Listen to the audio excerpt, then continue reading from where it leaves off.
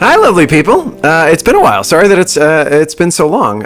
Kudos to those of you who have been reminding me. I'm actually going to talk about you in just a second.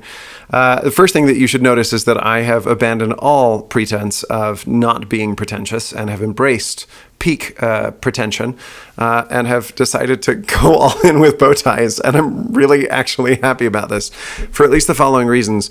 All bow ties, so bow ties are cheaper and they still look nice. Which is quite nice. I have yet to get my bow tie in food, which is really exciting. Third, all bow ties are extra long bow ties, which was a real pain for me. I had lots of ties that I really liked that I couldn't wear because they were too short, and I'm an enormous person. So I'm really enjoying the bow tie fashion. Those of you who are only listening on podcast, I'm sorry that you don't get to see my one of my first well-tied bow ties. I'm still terrible at tying them, so please don't point out how asymmetrical they are. I don't think my ego can take it. And of course, there's the pretension, as I mentioned a minute ago. I've feature, not bug. It's actually really fun. I don't know. Now that I teach in college, I'm not a professor. Professor has very deep and important meaning, and I don't actually have any of those things. I just really like, teaching, and I teach college kids, and for some reason it feels appropriate to wear a bow tie, and so that's what I've been doing, and it feels really fun and really enjoyable. So that's update number one. Update number two is my wife is a genius, and which I'll talk about in a minute as well, and moved me down a little bit for this room's sake. So it's a new perspective on our house over here, but I quite like it. I think it looks nice. So let me actually mention really quick.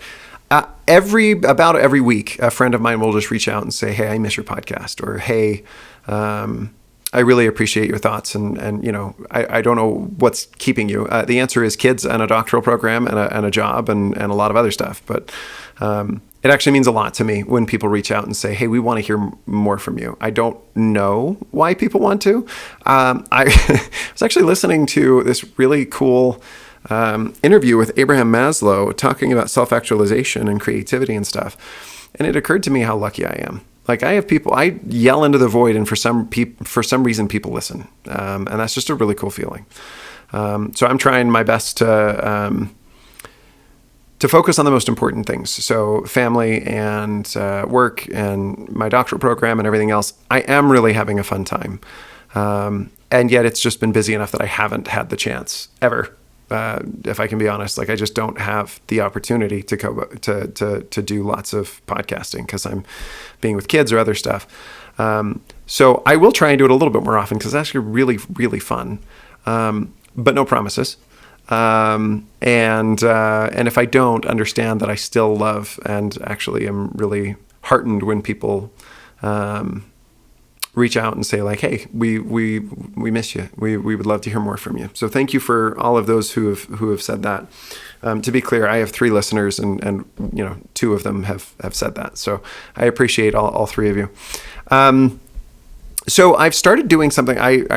Part of the reason I think that I have been a little bit of a slacker in recording new episodes, aside from just the time commitment, is I started a new little hobby with my Radical Civility Twitter, and that is to rant about being nice to each other on Twitter.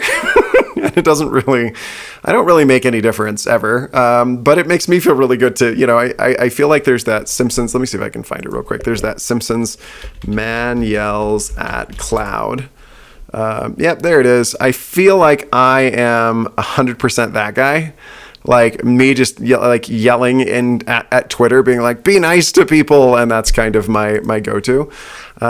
But I'm enjoying it. And I've started looking for, I asked some friends of mine, I was like, "Hey, what is the, I need a civility rating, 5 stars or 1 star. And for some reason, they all came up with hippos. So apparently 5 hippos means you're doing a really good job. And 1 hippo means you're not being very civil. I don't make the rules. So that's kind of fun. But anyway, the short version is the Twitter is now up and running. I'm sure you'll be shocked to hear this. I have more examples of incivility rather than civility. So if you can find really, really great sources and people that people should listen to, I would love to shout them out. And so I try and do that occasionally. Unfortunately, the reality is that most of my people think like I do and look like I do, and that's not good for diversity of thought. But I have a few. but they're all pretty limited. And so I would love thoughts if you want to send me like, hey, here's a really civil person. Here's a person who engages in debate really thoughtfully.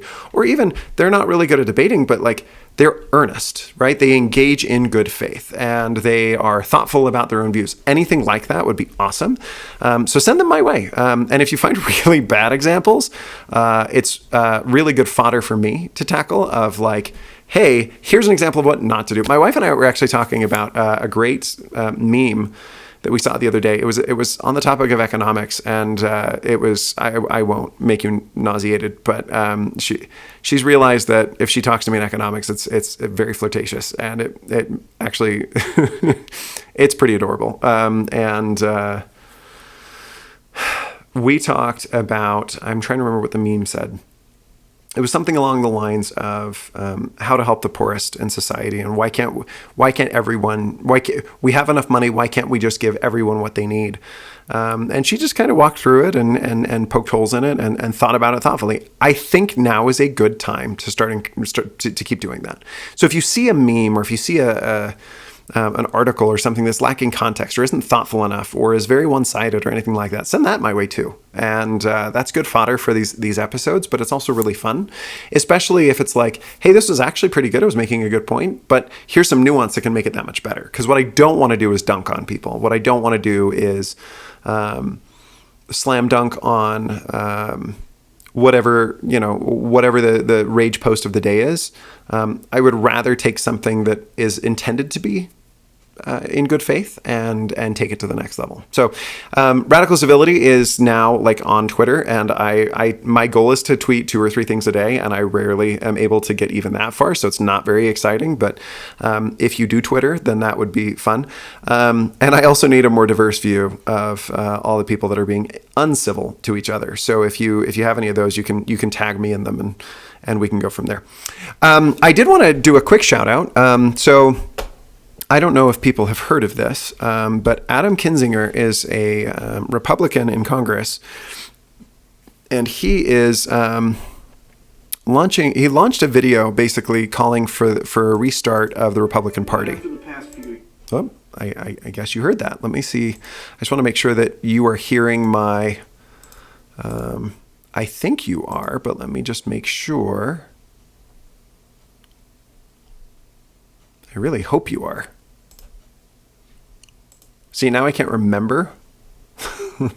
I think that you should be able to hear what I am presenting over here. And so if not, actually, why don't I just not play the whole thing? Adam Kinzinger is this guy. You can see him right here. And he's talking about how let me just start it over real quick. This is no time for silence. Not after the last month. Not after the past few years.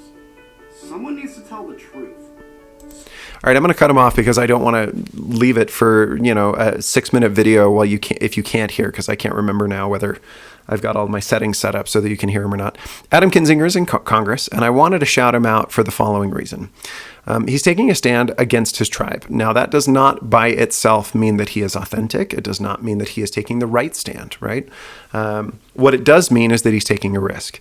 I think that he is authentic, but that's as much mind reading as calling somebody inauthentic because I don't like what they are doing, right? And so I want to recognize that is part of the gamble with this stuff. Adam Kinzinger is saying that we need to call for a new Republican Party, and that the Republican Party has lost its way, and that the 6th of January was evidence of that. I agree with him. So obviously it's easy for me to like what he is saying. I want a better Republican Party that can actually stand for some more principles, and I think he is doing a very brave thing. Recent news reports say that his family has attacked him or distanced themselves from him or kind of shunned him a little bit, and that's really hard. Politics is really divisive, and it stinks. And so I respect him for all of those reasons. I also want to be clear that I don't know him personally. Right? He's a politician, and this might just be one more gimmick. I'm not quite that cynical. I tend to believe that people are easier to read than that. And I think that he is taking a risk for good reason, because he believes this is the right thing to do. And I'm going to take that view of it until I'm presented with other evidence. And so I wanted to shout him out. Those of you, I know several of you think like I do. If you haven't, I would encourage you to check out his entire video, because I think that there's some really important stuff going on in what he said. So that is my a little bit of a long introduction here. And now I think it's actually time for the meat of our little episode here, which is called "My Wife is a Genius," or I can't remember what I was going to call it. Was it "My Wife, comma the Genius"? She's going to hate me when she hears about this. She doesn't watch my podcast because she's smart enough to know not to do that. But either way, she's still going to hate me. But whatever. Here we go. My Wife, the Genius.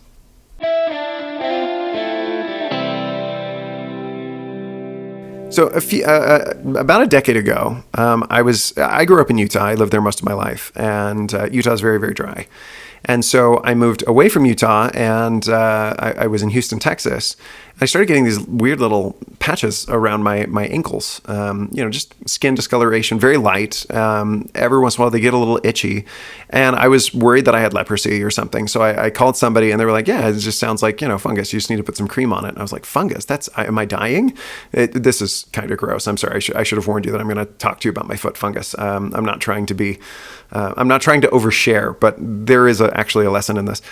So I put some cream on, and I realized very quickly that it takes some work to get rid of fungus. You have to really apply it carefully. You have to do it every night, and sometimes more than once a day. But eventually it goes away, and it's not a huge deal anyway. But you just have to get on it. I move up here to Rexburg, Idaho, and I see a patch again, and I'm going, oh no, not this again. And so I start putting the fungus cream on, and I get some more from the store, and I get, 3 different brands to see which one has the highest strength. And I'm applying it 3 times a day, being very careful, and none of it's working. And so I tell this to my wife, and she says, well, what you could try is you could put on that cream first, but then put on some regular lotion afterwards, because it might just be dry skin. And I laughed at her, and I was like, no, you don't know what you're talking about. No. Come on, honey. I'm smarter than... Okay, so you see where this is going. It was totally dry skin. I started putting regular lotion on, and it went away right away, which I should have thought through, because I'm in Rexburg, Idaho, which is a desert, and it's really cold and really dry, and that's not exactly a place where fungus thrives. And instead, that's exactly what it was. It was so I fixed it in about 2 days just by putting on lotion consistently, and all of a sudden, lo and behold, miracle of miracles, I was cured of my leprosy again. And so first of all, the first point of this is that my wife is a genius. But the second one is it makes me chuckle, because I remember 5 years ago now, Donald Trump was running for office. Politics was getting worse and worse and more divisive. And I felt like I needed to do what was in my power. I started a group at the time, a Facebook group, dedicated to discussing politely. It blew up. We were not able to continue to discuss politely. It was just too heated. Interestingly, the topics that were hardest were issues of race and issues of identity and issues of equal treatment of human beings and a lot of other stuff that was really, it was the first time in my lifetime that those conversations were happening in the way that they were. Or maybe it was the first time that I saw them, but I think there was something different about 2014, 15, 16. It was all just that much more, divisive is the wrong word, because some of the times it was just that things were coming to light and people were frustrated by them. Anyway, the long story short, there was a lot of divisiveness. There were a lot of controversial topics and a lot of things that everybody knew we needed to do better. And I wanted to see if there was a way to forge something, to do what I could, right? And so I started that Facebook group. It was fun. It blew up. It did not work. I shouldn't say that. It was a delightful experience, and I learned a lot from it. And I was sad when it died, but I feel like it was probably the right thing, because it's just really hard, right? It's just really, really hard to talk about really, really deep personal stuff. So that's around the time when I started thinking about either a website or a blog or maybe a podcast. And then I finally started doing it a couple years later. And the whole idea behind this is not that I think I'm going to get 10 million viewers, right? It never has been. My goal was really simple, and that is to do what is in my power so that I could look back and say, I didn't have much capacity, but the capacity that I had, I did everything that I could. Because in my, little brain, the way that the world gets better is not by individuals doing some big thing, but lots of individuals doing all that they can. I think that that's a much more powerful recipe. And at the time, I felt that civility was breaking down, that we were being less kind. We were not listening to each other. We were not able to we were more focused on disagreeing more fiercely instead of disagreeing better. I love the quote by Arthur Brooks. He says we need to focus on disagreeing, we need to focus not on disagreeing less, but on disagreeing better. And I heard that around that time, and I thought that's exactly the problem. Like, I actually don't have a problem discussing race or even really difficult topics around race. I have a problem with the fact that no one is willing to stop and say, we need ground rules so that this can be successful, so that we can all learn from and understand one another. And so that, because that's the one thing that I didn't feel like was happening. No one was leaving saying, I've learned something today. I'm a better person. I shouldn't say no one. There were a lot of people who were, but there were just as many, if not more, who were leaving really angry and feeling like they weren't being heard on all sides of the issue. We were not disagreeing well.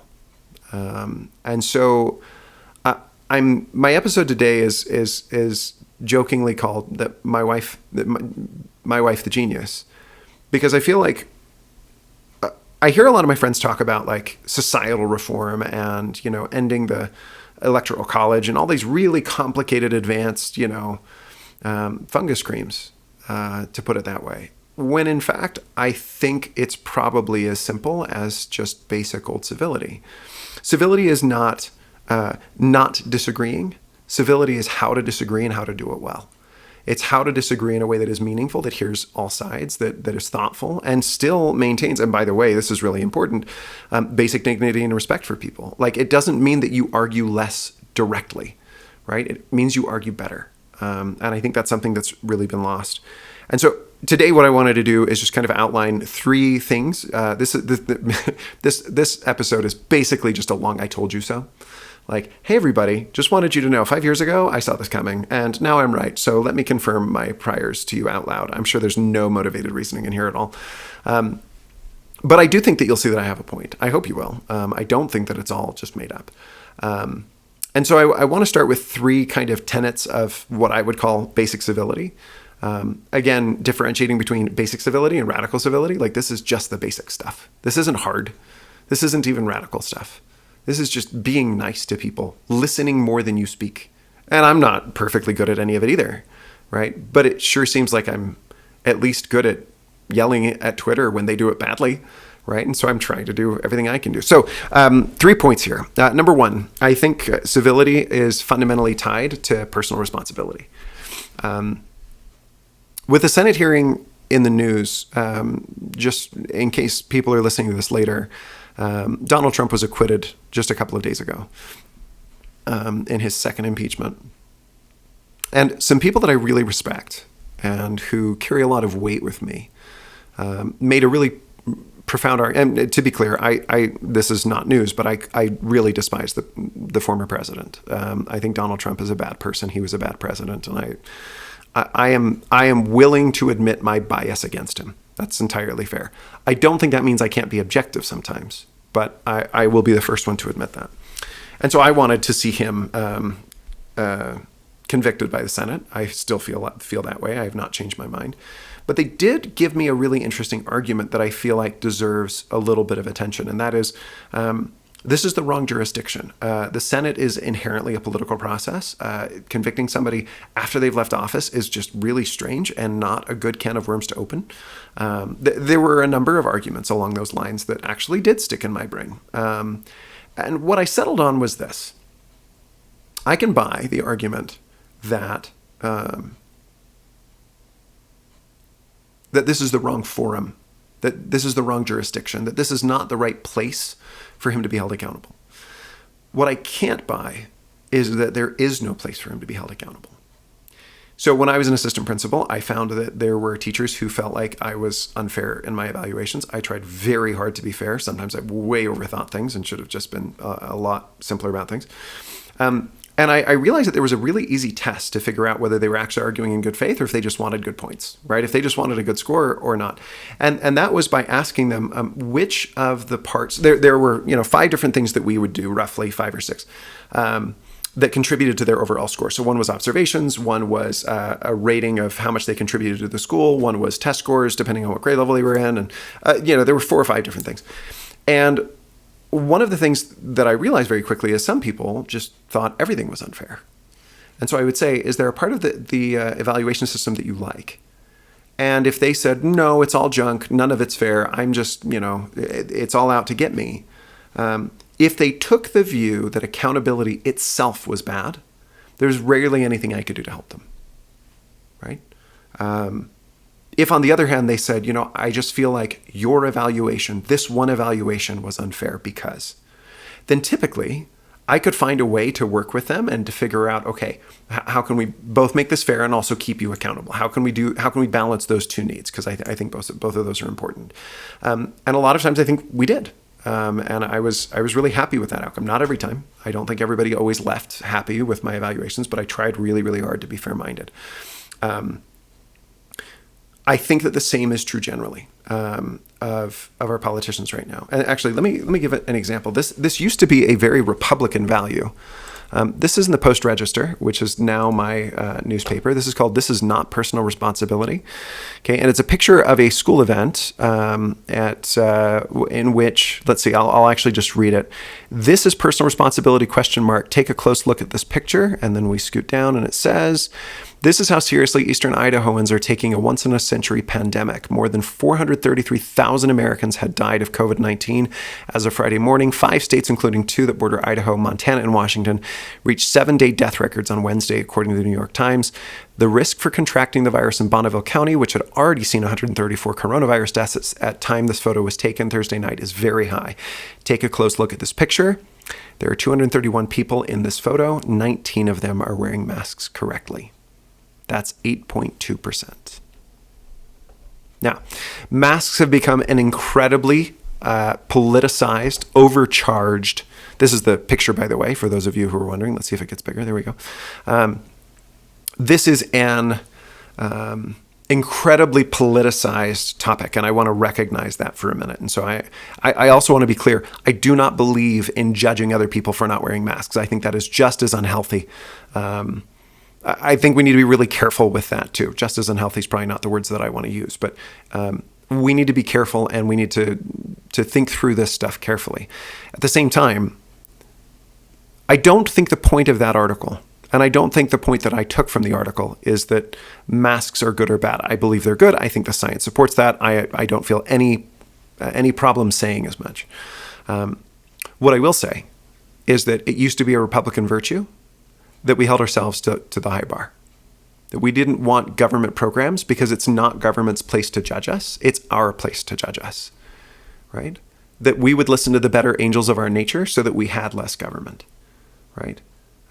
If all men were angels, they would need no government. And so the Republican Party that I seem to remember that only existed in my imagination was, then let's all act like better angels.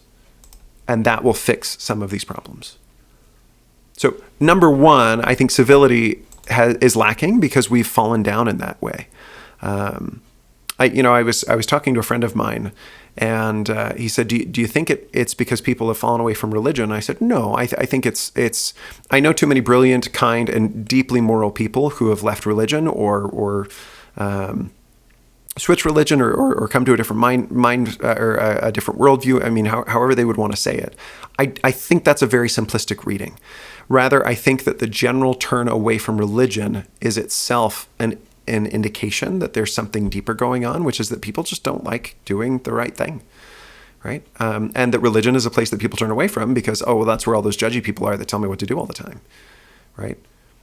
I don't think religion equals morality, but I think the turn away from religion is in part driven by people who just don't want to be told what to do anymore. And that, yes, that is a problem. And that is widespread. And that is something that I have seen from religious friends who have stayed in churches and are now just, their religion has turned into something else, I guess is how I would say it. And I certainly don't exclude people in my own faith. But I think that's a part of it. So in the broadest sense, yeah, I'm worried about that. And well, yeah, I'll talk more about lies and integrity as kind of its own in a minute. Number two, I was talking to a friend today about tribalism on Twitter. And I made the point that John Cornyn had a great quote. It was a Milton Friedman quote about concentrated power. And I loved the quote. And I was like, hey, that's a great quote. But like, you didn't vote against the guy who abused power. Like, I hear you. I like the quote, but what were you doing, man? And I wasn't trying to be unkind. I was trying to engage in good faith, but it's like, I don't understand how you can hold these two thoughts in your head at the same time. And my friend pushed me, and I like that. And he said, how are you sure that this is tribal? And how are you sure that you're not just being tribal? That's a good question. First of all, I am. Everybody's tribal, right? Everybody has their own biases. I feel like good thinking is a lot like good science. It's not without limitation. It's that the limitations are up front, right? And I know I've got biases and problems and everything else and tribalism. But in Cornyn's case, my frustration is I feel like if the sides were reversed, if President Obama had been giving a speech and with a rally, and those protesters, if we want to call them that, had gone to the Capitol and broke in and one person had died, I think that would have been grounds for Republicans to impeach him. And to be clear, I'm not saying Republicans are hypocrites. Some of them are. Okay, so are some Democrats. I get it. But what I'm saying really is that politics is the worst. It turns regular, normal, thoughtful people into really, really terrible political animals that are more worried about their tribe than anything else. And ironically, again, like, is it fungus or is it dry skin? Right? The best thing that I know of that fixes the problem is just to be kind to people, to listen to them, to hear their perspective, to recognize that they're not the enemy if they disagree with you. Right? It feels very much like bunker mentality thinking. Well, we gotta win. We gotta beat the Dems. Right? Well, we gotta beat the right wingers, those crazy Republicans. Like, there's more to life, man. That I think is part of what impressed me about Representative Kinzinger, is that he said, look, I was serving with people who were willing to give their lives. I think it's really embarrassing that this is something he said in his video. How dare we talk to people who are willing to give their lives for freedom in this country and not be willing to risk our careers on principle? And I think that's absolutely right. So I think the second thing is basic kindness is the lotion that we're talking about here, right? It fixes a lot of problems. Listening to people, hearing them, right? Getting out of your own bubble and listening to the other side and working with them. I don't think that civility necessarily is the same as moderation, right? I don't think it means centrism. But boy, it's not that hard to be bipartisan, okay? There are a few senators that I dislike more. There are a few senators that I dislike more. I probably shouldn't say that, but I'm going to say it anyway. Than Cotton, right? Senator Cotton. I just have a really hard time with him. And there are a few senators that I like more than Mitt Romney. And yet Mitt Romney is working with Tom Cotton. It drives me a little bit crazy because I think the proposal is terrible. They're going to increase the minimum wage and also reduce immigration. I think we should do the opposite on both of those. But like, there is at least some merit in the idea that like maybe we should just work with other people that we don't always agree on. And I think Mitt Romney is walking the walk on that. And apparently Tom Cotton is too. I don't think Tom Cotton and Mitt Romney are natural allies on this stuff. I think Mitt Romney is also proposing a really interesting family plan for families and direct funding of families that doesn't increase the deficit and also reduces. I don't know. It's a long story, but it's a really interesting thing. Again, just acting mature and working with people you disagree with and listening and hearing other people. All right, number 3. I'm almost done. Y'all have been patient. I don't know why you listen to me, but you do. It's not the bow ties because I wasn't wearing them before. This is a good bow tie, though. I like this bow tie. Blue and white. It's a good color. Anyway, number 3. There's no easy way to say this, so I'm just going to say it, and I hope I don't offend anybody. There's a great quote that I love by Marvin J. Ashton. He was a religious leader in my faith when I was growing up. He died. He's one of the first senior religious leaders I remember dying when I was very, very young. But he was fond of, he gave a talk on lying. And he said that lying is any statement that is meant to deceive. It's so obvious, but so brilliantly clear, right? So Marvin Ashton says, lying is any statement meant to deceive. And if you go on Twitter, as I've been doing, as I explained for the past couple of months, I'm looking for people who are telling blatant lies. And it's actually pretty hard to find. But finding people who say things that they don't believe is actually really easy. And that, to me, is far more dangerous. Because there's always plausible deniability. People are smart enough that they don't want to get dunked on Twitter. So they won't say things that are very obviously untrue, but they will say things that are hard to prove that they just straight up don't believe. It's all over the place. Except what's really scary is, given enough time, they do start to believe it. They repeat it back to themselves over and over and over again. And I think a part of them knows that they shouldn't believe it, that it's all junk, it's all narrative, it's all spin, it's all made up. Because when you start to call them on it, they get really angry. I am concerned that we are getting to a point as a society where truth-telling is resented, where saying what you believe, what is obviously true, is going to earn you scorn. And I think in some ways we're already there. I don't buy into a lot of the cancel culture stuff. I think people should be more accountable, not less accountable. It just should come from inside, as I talked about before. I'm frustrated that everything is about, well, I was treated unfairly and victimization, and it's not my fault. I'm a poor, innocent billionaire. They got canceled. And you know that I've been canceled because you won't stop hearing how much people talk about how I've been canceled, including me, right? Like, it's kind of silly. I don't think big tech is out to get us. Like, I disagree with a lot of that stuff. Here's what I agree with, though. There is an increasing and dangerous trend towards conformity of thought and uniformity of thought that is really, really frightening. And I don't think it's equal on both sides. I think it's progressing on both sides. It's getting worse on both sides, and it is going in fits and spurts. But I do absolutely believe that there are major, major problems when the narrative becomes stronger than the desire for truth.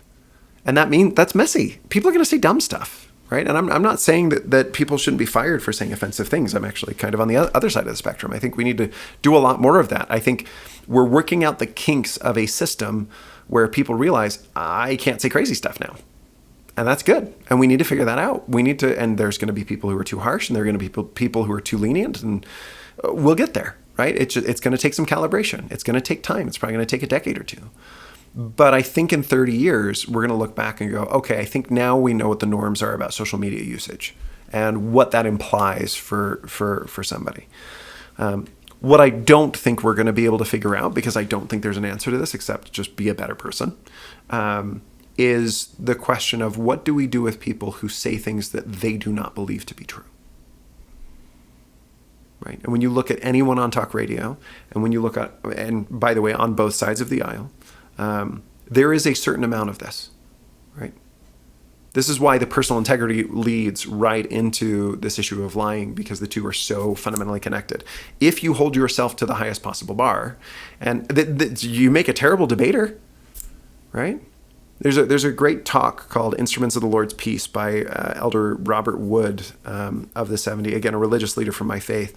And he talks about, he went on a CNN show, or actually he didn't say CNN. He went on a cable television show, and they sat him down and they said, okay, on this show, we encourage you to speak before thinking. Right? Like, what? Right? It makes you less interesting to listen to. And when everybody wants ratings, the best thing that they can do is say, no, we're not here to be interesting. We're here to say, we're not here to be thoughtful. We're here to be interesting. We're here to generate buzz. And that's the media's problem. And of course, that's true of politicians too. They need buzz. They need attention. They need clicks. And so they say things that are click-worthy. They say ridiculous and extreme things, and things that they know that are probably a little bit dishonest, but hey, it's okay because, and they justify their way out. And I think the starting place for a politician right now would be the opposite. The starting place for a politician right now would be to say, I'm going to hold myself to the highest possible bar. I am going to let my conscience be my guide. So, in other words, I told you so. If people had only been civil, if people had been kinder, if people had first taken on personal responsibility, second, been kind, and third, promised to actively truth tell and never to defend themselves or justify themselves, and to never, ever, ever say things that they believe are not true. There's a really interesting research finding. This is so interesting to me.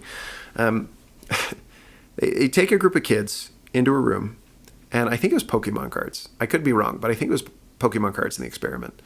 And they said, here's a Pokemon. And here's a bunch of stuff about this Pokemon. They would tell them a bunch of stats, and sometimes they would do it really high, and sometimes they would do it really low. Here's the interesting thing: every time they were lying, it was totally fake. This is kind of related to implicit bias, but afterwards, they would ask the kids about whether this card was good or bad, and the kids could accurately tell what had been a lie and what was true. But if you actually saw which ones the kids would buy, they would still buy the ones that had been talked up. There was an emotional imprint from this experience. Okay, so now think about a political ad. They could lie through their teeth. Let me give you an even simpler example. Then we'll get to the political ad. I love this example.